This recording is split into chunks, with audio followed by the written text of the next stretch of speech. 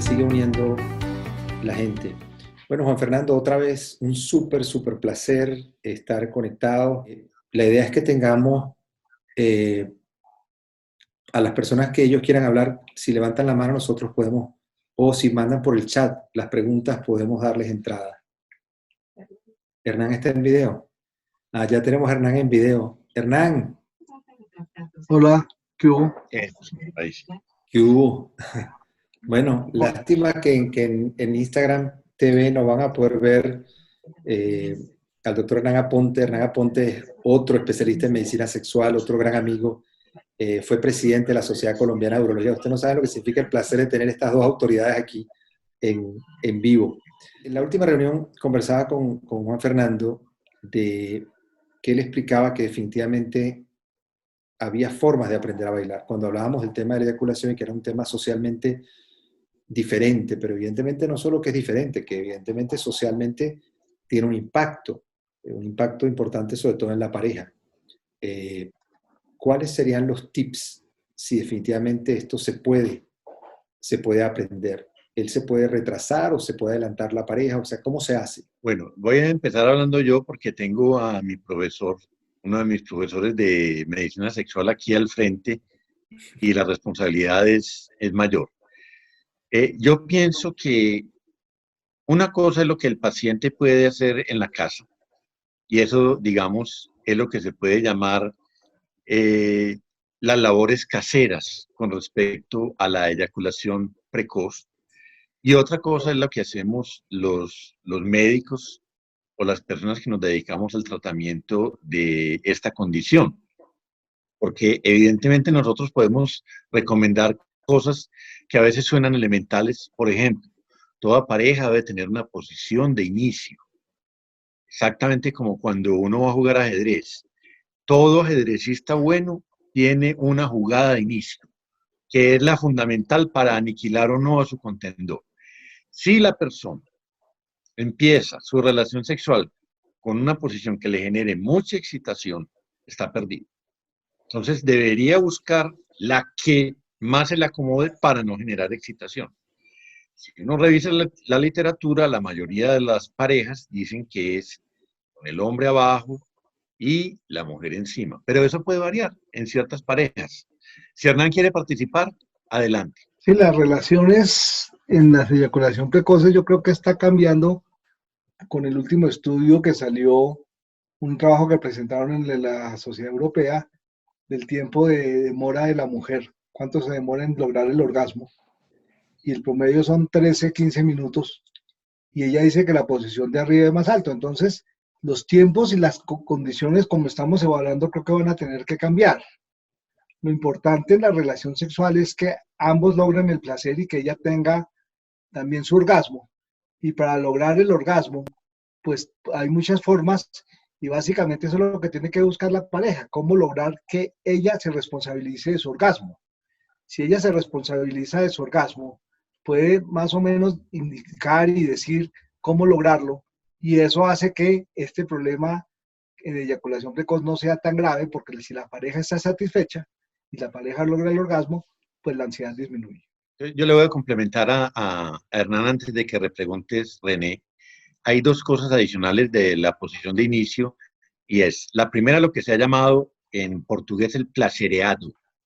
Placereado es dedicarle en exclusiva los primeros 10 minutos o 15 minutos o 13 minutos que acaba de decir el doctor Aponte a la pareja antes de pensar en una penetración. Eso implica que el bailarín de salsa lo primero que tiene que hacer es dominar los pasos de la salsa.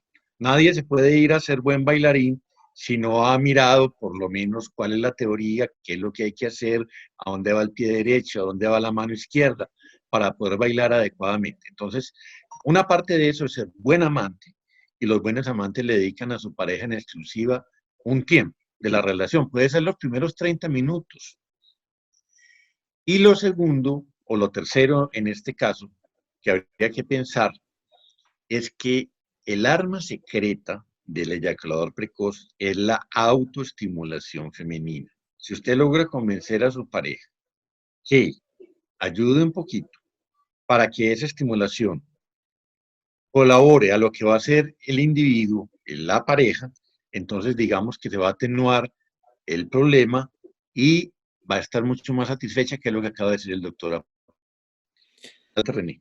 Hernán, qué ha pasado con las medicinas para eyaculación precoz? Pues las medicinas han logrado retardar la eyaculación, es decir, el enfoque del tratamiento está enfocado hacia dos partes. O retardamos la eyaculación del paciente o enfocamos hacia el placer de la pareja. Son las dos opciones que hay. El retardo de la eyaculación precoz se puede lograr con las diversas drogas, lo que pasa es que pueden tener sus efectos secundarios. Y yo creo que parte del éxito hoy no es solo dar las drogas, porque las drogas retardan. El enfoque es que la mujer se responsabilice de su orgasmo. Si la mujer se responsabiliza de su orgasmo, ella logra, porque la que va a sentir el placer es ella, no su pareja. Entonces, si ella logra responsabilizarse de su orgasmo, puede ser con todos estos juegos, como dice Juan Fernando, con los juguetes sexuales, con las cosas, pues va a lograr el orgasmo, que es el objetivo de la relación sexual. Entonces, las drogas funcionan, las drogas ayudan, aumentan el tiempo, pero en principio, con todos estos estudios, no va a ser suficiente para lograr el orgasmo si no hay lo demás, que es que la mujer se responsabilice de lograr ese orgasmo. A ver, Hernán tiene un tinte a veces medio lacaniano. O sea, los lacanianos son los que están más allá de Freud. Freud, digamos, es la prehistoria. Lacan es ya posterior. Y eso es como decirle a un bailarín de salsa, a ver, usted lo que necesita es que la señora con la que usted está hablando baile bien. Usted, tranquilo, no se preocupe. Olvídese. Usted necesita, de todas maneras, darle a ese individuo que va a bailar salsa, que la baila muy mal, algo sucedáneo que le ayude a funcionar mejor. Entonces, básicamente lo que tenemos con los medicamentos en este momento son dos cosas. Oiga lo que les voy a decir al auditorio, que a veces puede ser sorpresivo. La eyaculación es un reflejo, como el reflejo rotuliano. Los reflejos suben todos por un brazo sensitivo y todos se devuelven por un brazo motor. Eso es lo que pasa con la eyaculación.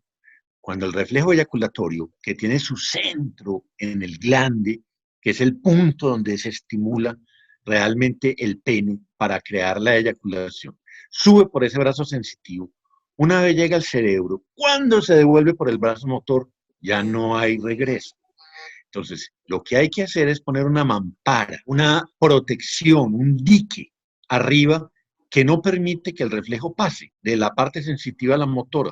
Eso se llama serotonina. Por eso nosotros usamos los inhibidores de la recaptación de serotonina, que crean el dique adecuado para que el reflejo se retarde. ¿Qué tanto? Si un individuo se demora 1 minuto y con la serotonina aumentada logra 2 minutos, mejoró un 100%. O sea que usted con los pacientes debería buscar mejorar un 300%, un 400%, un 500%. Eso de por sí ya mentalmente es una cosa difícil, pero es lo que tenemos que buscar porque es lo que el paciente te pide. La otra forma que tenemos es usar medicamentos que disminuyan el gatillo reflejo en el sitio donde se origina, en el pene, y por eso usamos las cremas que tienen algún tipo de anestesia. Entonces, en resumen, hay que retrasar y hay que acelerar a la pareja para tratar de que lleguen a un punto medio de donde ella se pueda conocer y autoestimularse para acercarse a él y ver en qué se puede retrasar a él, ya sea con las cremas, con los ejercicios, cuidándose de ciertas posiciones que lo van a hacer disparar antes, para tratar de llegar y que puedan lograr ese punto que evidentemente es distinto para cada pareja, porque las velocidades son distintas y lo que van a buscar es un sitio de entendimiento donde pueda hacer lo mejor posible. Adicionalmente, habíamos quedado hoy de conversar sobre el tema de la disfunción eréctil y que evidentemente se estaba viendo de que había un aumento en la venta de todas estas drogas y todos estos medicamentos para mejorar las erecciones. Muchos dicen que el mejor invento de la humanidad después del Internet fue el Viagra. ¿Cómo funciona el Viagra? ¿Cómo funcionan estos medicamentos? Primero, para que la gente entienda que no es mágico, que te lo tomas y se logra una erección. ¿Cómo es el mecanismo? Porque estos medicamentos funcionan y luego hablamos sobre cuáles son las líneas de tratamiento. No, pues los inhibidores de la fosfodiesterasa 5 lo que hacen es, en resumidas cuentas, es un vasodilatador que a través del GMP cíclico lo que hace es, el GMP cíclico es destruido por la fosfodiesterasa 5 y estas drogas inhiben esta enzima teniendo más GMP cíclico y haciendo que haya más vasodilatación. Eso es el principio básico. Entonces lo que hace es mejorar el endotelio al aumentar el óxido nítrico, y al aumentar el óxido nítrico pues aumenta el flujo en el pene, en las arterias, y eso hace que mejore la erección. Entonces, en los pacientes que están con alteración sobre todo de origen vascular, de origen arterial, pues es una muy buena alternativa. Ok, Juan Fernando, ahora traducido al español. El pene es una bomba simple. El corazón, por ejemplo, es una bomba compleja, una bomba de 4 cavidades. Entonces, digamos que esta bomba fue diseñada de la siguiente manera. Entra sangre y a medida que va entrando la sangre se van comprimiendo las venas en la periferia del pene, de tal forma que en un momento dado no necesita entrar más sangre, sino que la bomba debe retenerla adecuadamente, no debe permitir ningún escape, y es el momento en que se produce la erección rígida. Entonces, lo que hace el Viagra, el Cialis y todos los medicamentos que tenemos en este momento, inhibidores de la fosfodiesterasa 5, es básicamente promover la entrada masiva de sangre al pene y mejorar su condición de bomba retenedora de sangre. Si por desgracia el individuo tiene alteradas las arterias, como decía Hernán, tiene un problema endotelial, entonces el flujo que entra allá no es suficiente para mantener una erección rígida. Y si el paciente logra mejorar eso con los medicamentos, pero sus condiciones iniciales, las que lo llevaron a tener una disminución en su entrada de sangre, persisten, en el futuro el paciente va otra vez a desmejorar. Eso quiere decir que estos medicamentos no curan la disfunción eréctil, la mejoran. Hay otras cosas que se deberían hacer. Ahora, en sentido, yo trato siempre de tratar de ver la forma más sencilla para que el paciente entienda por qué estos medicamentos no son capaces de producir una erección por sí solos. Es decir, el paciente tiene que haber el reflejo, tiene que haber todo el proceso de excitación, tiene que liberarse todas las sustancias que lleven el flujo sanguíneo al pene, y una vez que se empieza este flujo, de alguna forma estos medicamentos son los que potencian y evitan que el pene pierda la erección, por lo tanto potencian la erección. Pero si tú te tomas la medicina y no hay estímulo, por supuesto no va a haber erección. Es cierto, porque el medicamento no crea una vía aberrante. El medicamento usa la misma vía natural que puede estar atenuada, disminuida en el paciente, pero igual está ahí. O sea que igual para activarla es como encender el carro. Usted le puso una gasolina mejor, más octanaje, pero si usted no le pone la chispa que le da el encendido, el carro no va a prender. Entonces estamos clarísimos, hay que prender el carro para disfrutar de ese nuevo combustible de alto octanaje. Pero si no lo prendes, no funciona. Así es, así es. Hernán, ¿cuál es la diferencia entre tomar Viagra, Cialis, entendiendo además los diferentes tiempos? Algunos decían que era como Coca-Cola, Pepsi-Cola. ¿Cuál es la diferencia entre cada uno de estos medicamentos en sentido práctico? ¿Hay diferencia o no hay diferencia? En el fondo todos tienen la misma función.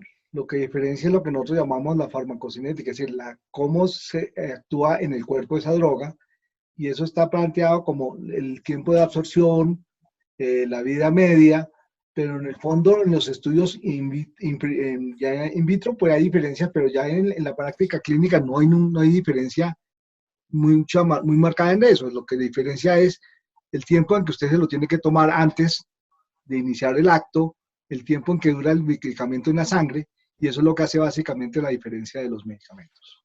¿Pero hay alguno más potente que otro o básicamente son iguales?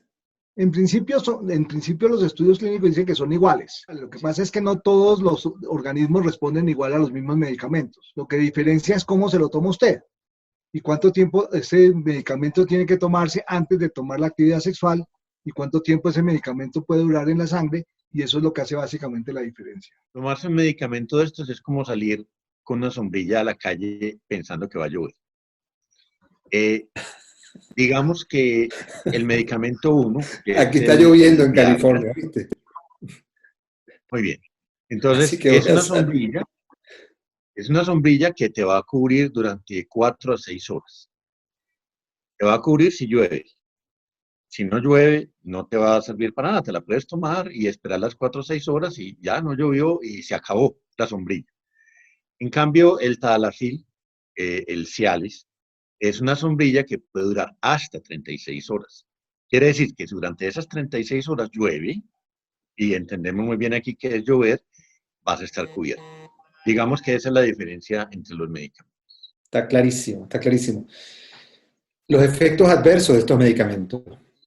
Básicamente, se decía mucho que con el Viagra se podía ver azul, que con el Cialis había dolor de espalda. ¿Cuáles son los efectos realmente y cuál es la diferencia entre uno y otros efectos adversos? La diferencia entre los medicamentos, los efectos adversos, es decir, todos tienen la potencialidad de tener los mismos efectos adversos. No, no a todos los pacientes con la misma droga le da los mismos efectos y no sabemos exactamente por qué. Pero sí hay ciertas cosas que hemos visto que cambian. Es decir, los efectos adversos más frecuentes puede ser la cefalea, es decir, el dolor de cabeza. Puede ser también la gastritis, puede ser también el dolor en los músculos, la alteración de la visión, pero cada uno tiene un perfil de efectos que puede ser un poquito diferente con respecto al otro. Por ejemplo, el Viagra puede tener más efectos a nivel de los ojos, entonces por eso reportan algún grupo de pacientes que pueden tener como una alteración en la visión y ver un poquito azul. Eso se soluciona apagando la luz y no hay problema. El tadalafilo puede dar un dolor muscular en las espaldas y en las piernas, sobre todo cuando se toma en forma diaria o son dosis altas, en un grupo de pacientes también muy pequeño. Eso, si da esos efectos secundarios, realmente lo que hacemos es cambiar el medicamento. Hay otro efecto que estamos viendo con frecuencia que es una especie de gastritis, porque relajan el músculo, relajan el esfínter a nivel y hacen un reflujo gastroesofágico, y eso nos puede cambiar sobre todo la forma de tomar el medicamento, sobre todo cuando es toma continua, en vez de que se lo tomen por la noche, como en Tadalafilo, se lo pueden tomar en la mañana y usar un tipo omeprazol, un tipo de estas drogas, y eso mejora un poco estos medicamentos. Pero en general, esto es más bien de prueba y error. Es mirar a ver cuál es el efecto secundario que le molesta al paciente, y si es muy severo, podemos cambiar el medicamento para ver si con otro medicamento le cambia los efectos secundarios. Fernando, hay unas preguntas. La primera es, ¿recomienda la masturbación como herramienta para identificar ese punto de no retorno en el reflejo eyaculatorio? Pues el sexo es exploración, o sea, si volvemos otra vez a la metáfora de la salsa, la gente que quiere aprender a bailar, primero ensaya mucho. La masturbación no es solamente, en este caso, un asunto terapéutico, la masturbación es diversión y así la hemos vendido siempre en medicina sexual. Pero si el individuo, si la persona, el paciente, quiere aprender más de sí mismo, yo creo que es un buen método. Ahora, Ahora, muchos decían que la masturbación hacía eyaculadores rápidos. esos eran los freudianos, ¿te acuerdas lo que te decía ahora? Los freudianos tenían teorías para explicar la eyaculación precoz, diciendo que el sexo rápido en sofás, en carros y los masturbadores compulsivos se hacían eyaculadores precoces. Yo creo que eso está totalmente revaluado con todo respeto. Ahora, el hecho de que la masturbación no se hacía con el objeto de alcanzar rápidamente el orgasmo y no de hacer lo que comentabas antes de ahorrar la eyaculación, eso no llevaría a que de alguna forma la persona aprenda a eyacular rápido, ¿no? ¿Tú crees? No, no, eso No. no lo induce a la eyaculación precoz. El individuo nace con esta condición. Es que, a ver, Exactamente, exactamente. volvemos a lo del bailarín de salsa. La persona nace con unos neurotransmisores serotoninérgicos especiales en donde están predominando. La serotonina es un solo neurotransmisor, pero en los sitios donde se une la serotonina son múltiples. Cada neurotransmisor de esos, cada sitio donde se une la serotonina, tiene un nombre distinto. Entonces, lo que se ha postulado es que en el eyaculador precoz predominan un tipo de uniones en donde el efecto se hace mucho más rápido e induce un efecto físico que lo llamamos eyaculación precoz. De hecho, a la naturaleza eso le encanta, le fascina, porque los eyaculadores precoces digamos que pueden hacer que su especie perdure mucho más fácil que los eyaculadores retardados. Y si sos un león que estás viviendo en una sabana africana, estás más seguro eyaculando precozmente. Nadie te va a caer por detrás en el momento en que estás ocupado en otra cosa y va a acabar con tu vida. Y además vas a garantizar que la especie perdure. Entonces, digamos que para la naturaleza esto no es un problema. La naturaleza, cuando usted le dice a la naturaleza, hombre, pero ¿por qué haces tantos eyaculadores precoces? Dice, era mi intención, era mi intención. Ahora, ayer comenzabas de que también había eyaculación precoz adquirida, que no necesariamente era... Esa es más compleja porque detrás de la eyaculación precoz adquirida o secundaria hay otras patologías que ya no son estas de los neurotransmisores serotoninérgicos. Entonces, por ejemplo, lo primero que usted tiene que descartar son los problemas inflamatorios, todos, uretritis, prostatitis, problemas en la vejiga, que eso sería lo más elemental. Digamos que para el urólogo encontrarse con eso es lo más fácil porque lo trata y ya. Pero hay otras situaciones, por ejemplo, el eyaculador precoz, que lo hace porque está volviéndose disfuncional eréctil. Entonces, digamos que la manera de mantener su placer, sabiendo que va a perder la erección y que a partir de ese momento no va a poder retornar a la relación, es eyacular precozmente.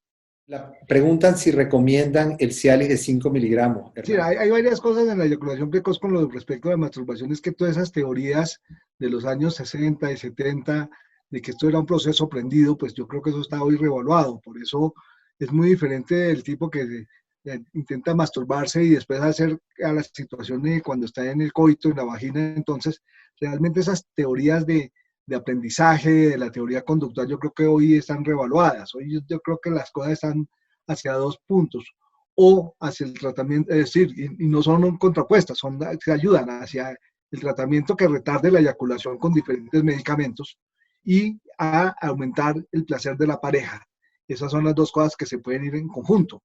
Dentro de las drogas se ha visto que los inhibidores de la fosfodiesterasa 5 pueden tener un papel.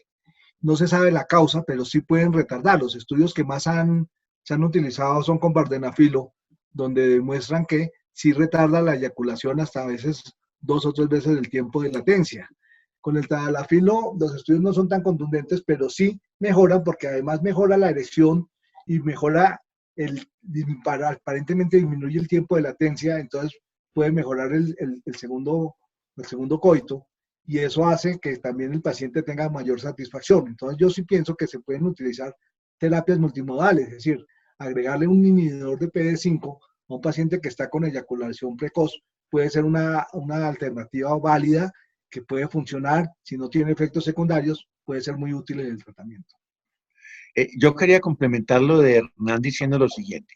Los inhibidores de recaptación de serotonina, que son los medicamentos que usamos a menudo para tratar la eyaculación precoz, suelen causar, sobre todo si el paciente tiene una edad más o menos avanzada, disfunción eréctil.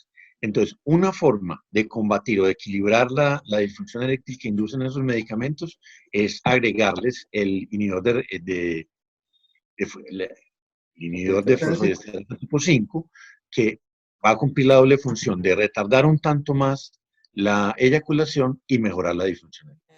¿Cuál es el objetivo de la cirugía que se popularizó en algunos centros para disminuir la sensibilidad o usar cremas? Hubo una época que estaba usando estas cremas anestésicas, pero el otro problema es que estas cremas anestésicas al introducir, si no se absorbían o se limpiaba el pene, iban a dormir la vagina. Y entonces, por otro lado, alargaba la situación. Lo que pasa es que los ingleses encontraron una presentación de la mezcla tradicional de pilocaína y silocaína con un principio que es un principio físico que se llama principio eutéctico, de tal manera que logran que la crema se evapore si se esperan 10 minutos. Entonces digamos que eso da una garantía que no afecte a la pareja. Para mí esa es la clave de hacer o no la cirugía. Si el paciente está muy contento con el uso de la crema desde el punto de vista de la eyaculación, aunque a veces no lo está tan contento desde el punto de vista del placer que está obteniendo y a veces incluso de la disfunción eréctil secundaria que puede dar la crema por adormecer el pene, entonces se le puede ofrecer la cirugía. Nosotros oímos hablar de esa cirugía, tanto Hernán como yo, primera vez en Venezuela, al doctor Luis Alfredo Huásquez, al mismo que le hacemos un homenaje aquí, porque él defendió toda la vida la neurectomía peneana selectiva, y resulta que cuando ya, digamos, estuvimos en congresos mundiales recientes, la cirugía la descubrieron, lo voy a poner entre comillas, la descubrieron los coreanos. Como el doctor Wasker no hizo ninguna publicación en forma de su técnica, entonces hoy en día esa cirugía es de coreanos. Y cada vez más encuentra usted artículos defendiéndola. Y hay que saber hacerla porque evidentemente si usted se va a meter a tocar los nervios del pene, no lo puede hacer cualquier aficionado. Claro, porque el adormecimiento que puede dejar, además, no va a ser recuperable. Exacto, y esos neurinomas de amputación pueden ser dolorosos y el dolor en el pene es una cosa muy maluca. Yo creo que cada vez va a tener un papel, sobre todo en la eyaculación precoz de origen periférico, y yo creo que va a tener un papel, y eso lo están demostrando todos estos grupos coreanos que están haciendo mucha de esa cirugía. Lo que pasa es que como fue satanizada, sobre todo en ciertos países, porque las teorías freudianas y las teorías conductivistas pues no cuadraban con el modelo quirúrgico. Pero yo creo que sí va a tener un papel y si hay que seleccionar bien el paciente, y yo pienso que lo que dice Juan Fernando es cierto, aquel que le funcione las cremas locales o todas esas cosas pueden ser de pronto los mejores candidatos. Si no tenemos la posibilidad de hacer una biotensiometría, pues esa puede ser una alternativa para este grupo de pacientes. Yo aprovecho a decir una cosa que es importante y es que los coreanos tienen un medicamento hace mucho tiempo que es basado en algo que produce un sapo, un sapo bufónido que tiene una sustancia que disminuye la sensibilidad y allá es muy utilizado. La más famosa de todas es la SS Coin, crema SS. Pero resulta que a Sudamérica ha llegado recientemente una presentación que es una piedrita negra, y de hecho así se llama, piedra negra. Lo llaman de muchas maneras. El problema es que la gente no entiende que eso es para untar, no para comerse. Entonces se comen ese veneno del sapo y se mueren tratando una eyaculación precoz. Fíjese lo importante que es decir en un Instagram Live un tipo de cosas de esas. La presentación correcta. Exacto. Y eso del sapo hay que tener cuidado porque antes era con murciélagos. Imagínate lo que nos llevaron los murciélagos, por Dios. Si están inventando con los sapos, no nos metamos en... Pero funciona esa crema. La coreana, si la de aquí, no sé, aunque se ha popularizado mucho, la venden en todos los sex shops, así como venden pues tantas cosas, pero de verdad hay que tener mucho cuidado. Yo la hubiera traído, la hubiera puesto aquí en cámara porque tengo por ahí un ejemplar que me regalaron. Es una piedrita negra, literalmente. ¿Y qué hace con la piedra negra? No comer. O sea, lo frotan. ¿Qué hace con la piedra negra? Claro, la frotan. Claro. La disuelven en agua y frotan esa crema en el pene. El problema de ese crema de los coreanos, y probablemente esto es que una de las complicaciones o de los efectos indeseados es que producen balanitis. Entonces hay que tener cuidado con estos elementos, porque yo creo que no hay que popularizarlos aún, porque no hay ninguna evidencia que funcione. Eso es pura cosa popular. Yo creo que estamos ya ahí, la crema, el Max Time en Colombia, que es una copia de la que están haciendo los huesos, tiene una evidencia de que puede funcionar y no produce esos efectos. Bueno, amigos, qué gusto. Como siempre se nos fue la media hora hablando solamente de eyaculación. Es que no logramos salir de eso. Bueno, yo creo que vamos a tener que continuar la semana que viene con las inyecciones intracavernosas y con los implantes de pene. Y yo creo que se nos va a ir toda la cuarentena hablando de sexo. Con todo cariño. Con mucho gusto. Qué bueno que Hernán está aquí también. Tú sabes que hay un tema que quiero ver cómo lo abordamos y quién se les ocurre a ustedes. Yo estaba tratando de ver si lograba conectarme con Pilar Jericó, que es una psicóloga española fantástica, para hablar del miedo. Ustedes que están, y Hernán que está con ese tema de siempre de la química del amor, yo creo que hay un tema de miedo, y es un tema que vamos a buscar discutirlo, porque el miedo paraliza en muchas cosas y por supuesto hay muchísima ansiedad dentro de esto. Y eso lo hablaba Juan Fernando, que básicamente ante estas situaciones la gente escoge dos cosas, o se paraliza y no tiene ninguna actividad por la angustia o realmente tiene actividad sexual. Y durante esta época, pues relaciones se pueden tener, pero hay que tener su cuidado porque la saliva y los mocos son la forma más frecuente de transmisión. Entonces, ese es el punto clave de las relaciones durante esta época. Entonces, hay que tener las precauciones para eso. Bueno, amigos, un abrazo. Gracias, gracias, gracias, Hernán. Siempre un gusto, Juan Fernando. Un gusto. ¿De acuerdo? Muy bien. Estamos ahí pendientes. Gracias mil. Gracias a vos, René, por la invitación. La sorpresa de tenernos a Hernán aquí es muy agradable porque complementamos muy bien. Dale, qué bueno. Seguro. Chao. Chao.